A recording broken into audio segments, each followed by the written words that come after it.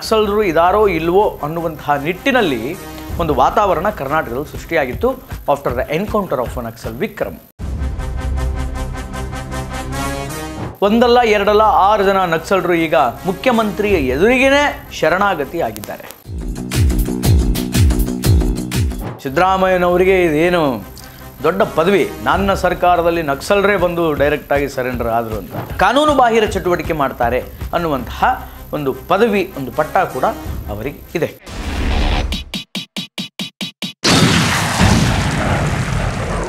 ಆದರೆ ಅವರು ತಮ್ಮ ವೆಪನ್ಸ್ಗಳ ಮೂಲಕ, ಆಯುಧಗಳ ಮೂಲಕ ಸರೆಂಡರ್ ಆಗಿಲ್ಲ. ನಕ್ಸಲ್ ಮಾತ್ರಕ್ಕೆ ಅವ್ರ ಹತ್ರ ಏನು ಸುಮ್ಮನೆ ಯಾವುದೋ 1947 ಪಿಸ್ತೂಲ್ ಇದೆ, ತುಪಾಕಿ ಇದೆ ಅಂತ ನೀವು ಅಂದ್ಕೊಂಡಿದ್ರೆ ಅಬ್ಸಲ್ಯೂಟ್ಲಿ ರಾಂಗ್.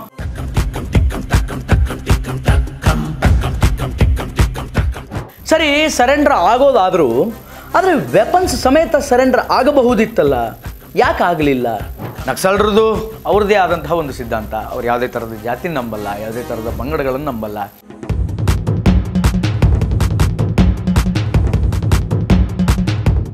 ಅವರ ಮೇಲೆ ಸುಮಾರು ಕೊಲೆ ಆರೋಪಗಳು, ದರೋಡೆ ಆರೋಪಗಳು, ಬೇರೆ ಬೇರೆ ಆರೋಪಗಳನ್ನು ರಿಜಿಸ್ಟರ್ ಮಾಡಿದ್ದಾರೆ ಅನ್ನುವಂಥದ್ದು ಕೂಡ ಬೆಳಕಿಗೆ ಬಂದಿದೆ.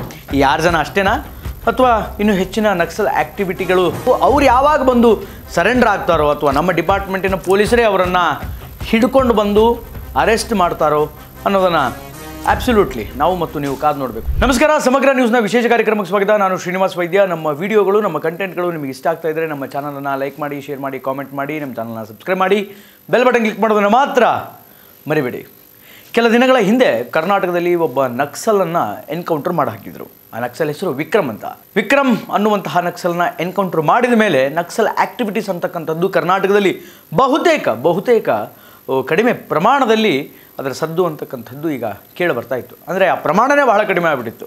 ನಕ್ಸಲ್ ಚಟುವಟಿಕೆಗಳು ಎಷ್ಟು ಕಡಿಮೆ ಆಗಿತ್ತು ಅಂತಂದರೆ ನಕ್ಸಲರು ಇದಾರೋ ಇಲ್ವೋ ಅನ್ನುವಂತಹ ನಿಟ್ಟಿನಲ್ಲಿ ಒಂದು ವಾತಾವರಣ ಕರ್ನಾಟಕದಲ್ಲಿ ಸೃಷ್ಟಿಯಾಗಿತ್ತು after the encounter of naxal Vikram.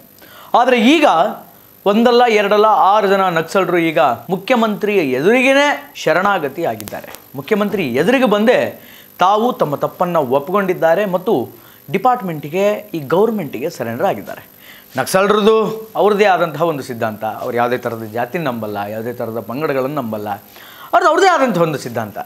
Most of times Naxals ಎಲ್ಲರೂ ಕೂಡ ಎಜುಕೇಟ್ ಆಗಿರೋದ್ರಿಂದ ಎಜುಕೇಟೆಡ್ ಕ್ರಿಮಿನಲ್ಸ್ ಅಂತಾನೆ ಅವ್ರನ್ನ ಸಮಾಜದಲ್ಲಿ ಬಿಂಬಿಸ್ತಾರೆ ಮತ್ತು ಕರೀತಾರೆ. ಪ್ರತ್ಯೇಕ ಒಂದು ಸಿದ್ಧಾಂತವನ್ನು ಇಟ್ಕೊಂಡು ಆ ಸಿದ್ಧಾಂತದ ಮೇಲೆ ಹೋರಾಟವನ್ನು ಮಾಡ್ತಾ ಇರ್ತಾರೆ. ಆ ಸಿದ್ಧಾಂತದ ಮೇಲೆ ಅವರು ನ್ಯಾಯಕ್ಕಾಗಿ ಹೋರಾಡುವಂತಹ, ಬಡಿದಾಡುವಂತಹ ಕೆಲಸವನ್ನು ಮಾಡ್ತಿರ್ತಾರೆ. ಆ ಸಿದ್ಧಾಂತ ಏನೇ ಆಗಿರಬಹುದು, what ever it may be.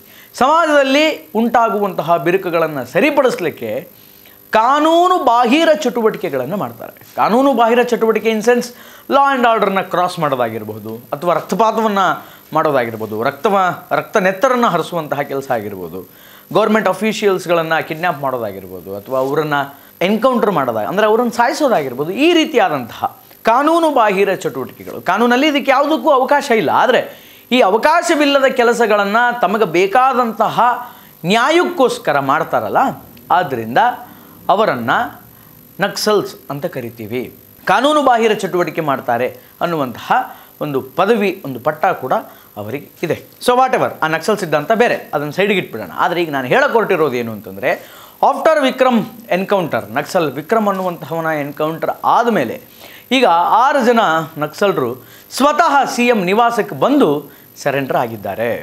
ಸಿದ್ದರಾಮಯ್ಯನವರಿಗೆ ಇದೇನು ದೊಡ್ಡ ಪದವಿ, ನನ್ನ ಸರ್ಕಾರದಲ್ಲಿ ನಕ್ಸಲರೇ ಬಂದು ಡೈರೆಕ್ಟಾಗಿ ಸರೆಂಡರ್ ಆದರು ಅಂತ. ಓಕೆ ಫೈನ್, ಇದನ್ನು ಅಪ್ರಿಷಿಯೇಟ್ ಮಾಡೋಣ. ಬಟ್ ಆದರೆ ನಾನು ಹೇಳೋಕ್ಕೆ ಹೊರಟಿರೋದು ಏನು ಅಂತಂದರೆ, 6 ಜನ ನಕ್ಸಲರು ಸರೆಂಡರ್ ಆಗಿದಾರಲ್ಲ, ಆದರೆ ಅವರು ತಮ್ಮ ವೆಪನ್ಸ್ಗಳ ಮೂಲಕ, ಆಯುಧಗಳ ಮೂಲಕ ಸರೆಂಡರ್ ಆಗಿಲ್ಲ. ಈಗಲೂ ಕೂಡ ಶೃಂಗೇರಿಯ ದಟ್ಟವಾದಂತಹ ಅರಣ್ಯ ಪ್ರದೇಶದಲ್ಲಿ ಅವರಿಗೆ ಬೇಕಾದಂತಹ ಮತ್ತು ಅವರು ಬಳಸಿದಂತಹ ಆಧುನಿಕ ಆಯುಧಗಳನ್ನು ತೆಗೆದಿಟ್ಟಿದ್ದಾರೆ, ಬಚ್ಚಿಟ್ಟಿದ್ದಾರೆ ಅನ್ನುವಂತಹ ಮಾಹಿತಿಗಳು ಕೂಡ ಈಗ ಕೇಳಿ ಬಂದಿದೆ. ಈ ಹಿಂದೆ ಪಾಂಡವರು ಅಜ್ಞಾತವಾಸಕ್ಕೆ ಹೋದಾಗ, ಅಂದರೆ ವನವಾಸವನ್ನು ಮುಗಿಸ್ಕೊಂಡು ಉತ್ತರ ಪರ್ವಕ್ಕೆ ಅಜ್ಞಾತವಾಸಕ್ಕೆ ಹೋಗುವಾಗ ತಮ್ಮೆಲ್ಲ ಆಯುಧಗಳನ್ನು ಒಂದು ಬಟ್ಟೆಯಲ್ಲಿ ಕಟ್ಟಿ ಕ್ಷಮಿ ವೃಕ್ಷದ ಮೇಲೆ ಹೆಂಗೆ ಕಟ್ಟಿಟ್ಟು ಹೋಗಿದ್ರು, ಇವತ್ತಿಗೂ ಈ ನಕ್ಸಲ್ಸ್ ಹಾಗೆ ಮಾಡಿದ್ದಾರೆ. ಅಂದರೆ ಆಯುಧಗಳನ್ನೆಲ್ಲ ಕಾಡಿನಲ್ಲಿ ತಮಗೆ ಬೇಕಾದಂತಹ ನಿರ್ಜನ ಪ್ರದೇಶದಲ್ಲಿ ಆಯುಧಗಳನ್ನು ಇಟ್ಟುಬಿಟ್ಟು ಈಗ ಬಂದು ಹ್ಯಾಂಡ್ಸ್ ಅಪ್ ಅಂತ ಹೇಳಿ ಸರೆಂಡರ್ ಆಗಿದ್ದಾರೆ. ಮುಂದಿನ ದಿನಮಾನಗಳಲ್ಲಿ ಆ ವೆಪನ್ಸ್ಗಳು ಎಲ್ಲಿ ಹೋಗುತ್ತೆ, ಅದನ್ನು ಯಾರು ಯೂಸ್ ಮಾಡ್ತಾರೆ, ಇವರು ಇಟ್ಟಂತಹ ವೆಪನ್ಸಿನ ಜಾಗ ಮತ್ತಾರ್ಯಾರಿಗೆ ಗೊತ್ತು ಅನ್ನುವಂತಹ ವಿಚಾರಗಳು ಕೂಡ ಇಲ್ಲಿ ಕಾಡ್ತಾ ಇದೆ. ಅಂದರೆ ಮುಂದೆ ಆ ವೆಪನ್ಸ್ಗಳು ಹೆಂಗೆಲ್ಲ ಯೂಸ್ ಆಗುತ್ತೆ, ಹೆಂಗೆಲ್ಲ ಮಿಸ್ಯೂಸ್ ಆಗುತ್ತೆ, ಆ ವೆಪನ್ಸ್ಗಳಿಂದ ಸೊಸೈಟಿಗೆ ಏನಾದರೂ ಡಿಸ್ಟರ್ಬ್ ಆಗುತ್ತಾ ಅನ್ನುವಂತಹ ಒಂದು ಪ್ರಶ್ನೆ, ಒಂದು ಕುತೂಹಲ ಇವತ್ತು ಡಿಪಾರ್ಟ್ಮೆಂಟಿಗೂ ಕಾಡ್ತಾ ಇದೆ, ಜೊತೆಗೆ ಸರ್ಕಾರ ಕೂಡ ಕಾಡ್ತಾ ಇದೆ. ನಕ್ಸಲ್ ಮಾತ್ರಕ್ಕೆ ಅವ್ರ ಹತ್ರ ಏನು ಸುಮ್ಮನೆ ಯಾವುದೋ 1947 ಪಿಸ್ತೂಲ್ ಇದೆ, ತುಪಾಕಿ ಇದೆ ಅಂತ ನೀವು ಅಂದ್ಕೊಂಡಿದ್ರೆ ಆಬ್ಸಲ್ಯೂಟ್ಲಿ ರಾಂಗ್.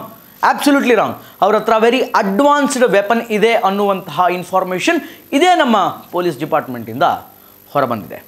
ಸೊ ಹೀಗೆ ಬುಧವಾರಕ್ಕೆ CM ನಿವಾಸಕ್ಕೆ ಬರ್ತಾರೆ, ಬಂದು ಸರೆಂಡರ್ ಆಗ್ತಾರೆ. ಸರೆಂಡರ್ ಆದ ನಂತರ ಚಿಕ್ಕಮಗಳೂರಿನ ಪೊಲೀಸರು ಅವರನ್ನು ವಶಕ್ಕೆ ಪಡೆದುಕೊಳ್ತಾರೆ, ತದನಂತರ ಕೋರ್ಟಿಗೆ ಸಬ್ಮಿಟ್ ಮಾಡ್ತಾರೆ. ಈಗ ಅವರು ಪರಪ್ಪನ ಅಗ್ರಹಾರದಲ್ಲಿ 1, 2, 3, 4 ಅಂತ ಕಂಬಿಯನ್ನು ಎಣಿಸ್ತಾ ಇದ್ದಾರೆ. ಸರಿ, ಸರೆಂಡರ್ ಆಗೋದಾದರೂ ಆದರೆ ವೆಪನ್ಸ್ ಸಮೇತ ಸರೆಂಡರ್ ಆಗಬಹುದಿತ್ತಲ್ಲ, ಯಾಕೆ ಆಗಲಿಲ್ಲ ಅನ್ನುವಂತಹ ಪ್ರಶ್ನೆ ಅನೇಕರಲ್ಲಿ ಕಾಡ್ತಾ ಇದೆ. ನೋಡಿ, ಅವರು ಹೋಗಿ ಸರೆಂಡರ್ ಆಗಿದ್ದು CM ನಿವಾಸದಲ್ಲಿ. CM ನಿವಾಸಕ್ಕೆ ನೀವು ಹೋಗ್ತಾ ಇರುವಂತಹ ಸಂದರ್ಭದಲ್ಲಿ ವೆಪನ್ಸ್ಗಳನ್ನು ತೆಗೆದುಕೊಂಡು ಹೋಗುವಂತಿಲ್ಲ. ವೆಪನ್ಸ್ಗಳನ್ನು ತೆಗೆದುಕೊಂಡು ನೀವು ಹೋದರೆ ನೀವು ಯಾವ ಕಾರಣಕ್ಕೆ ಹೋಗಿದ್ದು, ಅಂದರೆ ಆ ನಕ್ಸಲ್ಸ್ ಯಾವ ಕಾರಣಕ್ಕೆ ಹೋಗಿದ್ದು, ಸರೆಂಡರ್ ಆಗಲಿಕ್ಕೆ ಹೋಗಿದ್ದರು. ಸರೆಂಡರ್ ಆಗಲಿಕ್ಕೆ ಹೋದಂಥ ಸಂದರ್ಭದಲ್ಲಿ ವೆಪನ್ಸ್ಗಳನ್ನು ಸರ್ಕಾರಿ ನೌಕರರು ಆಗಿರುವಂತಹ, ಸರ್ಕಾರಿ ನೌಕರರ ಅಗ್ರಗಣಿ ಆಗಿರುವಂತಹ CM ನಿವಾಸಕ್ಕೆ ಏನಾದರೂ ನೀವು ವೆಪನ್ಸ್ ತೆಗೆದುಕೊಂಡು ಹೋದರೆ ಅಲ್ಲಿ ಒಂದು ಹೊಸ ಕೇಸ್ ರಿಜಿಸ್ಟರ್ ಆಗುತ್ತೆ. ಸೊ ಅವರು ಹೋಗಿರುವಂತಹ ಉದ್ದೇಶನೇ ಬೇರೆ. ಇಫ್ ಸಪೋಸ್ ವೆಪನ್ಸ್ಗಳನ್ನು ಹಿಡ್ಕೊಂಡು ಅವರು CM ಮನೆಗೆ ಹೋದರೆ ಅಲ್ಲಿ ರಿಜಿಸ್ಟರ್ ಆಗುವಂತಹ ಕೇಸೇ ಬೇರೆ. ಸೊ ಒಂದು ಉದ್ದೇಶವನ್ನು ಹೊರತುಪಡಿಸಿ ಮತ್ತೊಂದು ಉದ್ದೇಶದ ಹೊಸ ಆವಿಷ್ಕರಣ ಅಲ್ಲಿ ಆಗುತ್ತೆ ಅನ್ನೋ ಕಾರಣಕ್ಕೆ ವೆಪನ್ಸ್ಗಳನ್ನು ಅವರು ತೆಗೆದುಕೊಂಡು ಹೋಗಲಿಲ್ಲ. ಆಮೇಲೆ ವೆಪನ್ಸ್ಗಳನ್ನು ತೆಗೆದುಕೊಂಡು ಹೋದರೆ ಆ ಸೆಕ್ಷನು ಈ ಸೆಕ್ಷನು ಬೇರೆ ಬೇರೆ ಸೆಕ್ಷನ್ಸ್ಗಳ ಮೇಲೆ ಕೇಸ್ ರಿಜಿಸ್ಟರ್ ಆಗುತ್ತೆ. ಆದ್ದರಿಂದ ನಾವು ಆಗುವಂತಹ ಸರೆಂಡರಿನ ಉದ್ದೇಶ ದಿಕ್ಕು ತಪ್ಪಿಬಿಡುತ್ತೆ. ಆದ್ದರಿಂದ they did not bring the weapons to CM house when they are surrendering. But whatever, surrender ಆಗಿದ್ದಾರೆ. ಮುಂದಿನ ದಿನಗಳಲ್ಲಿ ಅವರಿಗೆ ನಮ್ಮ ನ್ಯಾಯಾಲಯ ಯಾವ ರೀತಿಯಾದಂತಹ ಶಿಕ್ಷೆ ಕೊಡುತ್ತೆ ಅನ್ನೋದನ್ನು ಕಾದು ನೋಡಬೇಕು. ನಾಟ್ ಓನ್ಲಿ ನಕ್ಸಲ್ ಆ್ಯಕ್ಟಿವಿಟಿ ಅಂತ ಅಷ್ಟೇ ಅಲ್ಲ, ಅವರ ಮೇಲೆ ಸುಮಾರು ಕೊಲೆ ಆರೋಪಗಳು, ದರೋಡೆ ಆರೋಪಗಳು, ಬೇರೆ ಬೇರೆ ಆರೋಪಗಳನ್ನು ರಿಜಿಸ್ಟರ್ ಮಾಡಿದ್ದಾರೆ ಅನ್ನುವಂಥದ್ದು ಕೂಡ ಬೆಳಕಿಗೆ ಬಂದಿದೆ. ಸೊ ಆದ್ದರಿಂದ ಸದ್ಯದ ಮಟ್ಟಿಗೆ ಅವರು ಪರಪ್ಪನ ಅಗ್ರಹಾರದಲ್ಲಿದ್ದಾರೆ. ನಾಟ್ ಓನ್ಲಿ ಈ 6 ಜನದ ಪೈಕಿ ರಾಯಚೂರಿನವರು ಒಬ್ಬರು, ದಕ್ಷಿಣ ಕನ್ನಡದವರು ಒಬ್ಬರು, ಶೃಂಗೇರಿಯವರು ಇಬ್ಬರು, ಕೇರಳದವನು ಒಬ್ಬನು ಮತ್ತು ತಮಿಳುನಾಡಿನವರು. ಸೊ ಹೀಗೆ 2 ಬೇರೆ ರಾಜ್ಯಗಳ ನಕ್ಸಲರು ಮತ್ತು 4 ಸ್ವರಾಜ್ಯದ ನಕ್ಸಲರು, ಅಂದರೆ ನಮ್ಮ ಕರ್ನಾಟಕದ ನಕ್ಸಲರು ಈಗ ಸರೆಂಡರ್ ಆಗಿದ್ದಾರೆ. ಈ 6 ಜನ ಅಷ್ಟೇನಾ, ಅಥವಾ ಇನ್ನೂ ಹೆಚ್ಚಿನ ನಕ್ಸಲ್ ಆ್ಯಕ್ಟಿವಿಟಿಗಳು ನಮ್ಮ ರಾಜ್ಯದಲ್ಲಿ ಆಗ್ತಾ ಇದೆನಾ, ಅಥವಾ ಅವರೆಲ್ಲ ಎಲ್ಲಿ ಅಪ್ಸ್ಟ್ಯಾಂಡ್ ಆಗಿದ್ದಾರೆ ಅನ್ನುವಂಥದ್ದನ್ನು ಕಾದು ನೋಡಬೇಕು. ಅವ್ರು ಯಾವಾಗ ಬಂದು ಸರೆಂಡರ್ ಆಗ್ತಾರೋ, ಅಥವಾ ನಮ್ಮ ಡಿಪಾರ್ಟ್ಮೆಂಟಿನ ಪೊಲೀಸರೇ ಅವರನ್ನು ಹಿಡ್ಕೊಂಡು ಬಂದು ಅರೆಸ್ಟ್ ಮಾಡ್ತಾರೋ ಅನ್ನೋದನ್ನು ಆಬ್ಸಲ್ಯೂಟ್ಲಿ ನಾವು ಮತ್ತು ನೀವು ಕಾದು ನೋಡಬೇಕು. ಒಟ್ಟಾರೆಯಾಗಿ ಇದು ಇವತ್ತಿನ ವಿಶೇಷ. ನಿರಂತರ ಸುದ್ದಿಗಾಗಿ ನೋಡ್ತಾ ಇರಿ ಸಮಗ್ರ ನ್ಯೂಸ್, ನೇರ ನುಡಿ. ನಮಸ್ಕಾರ.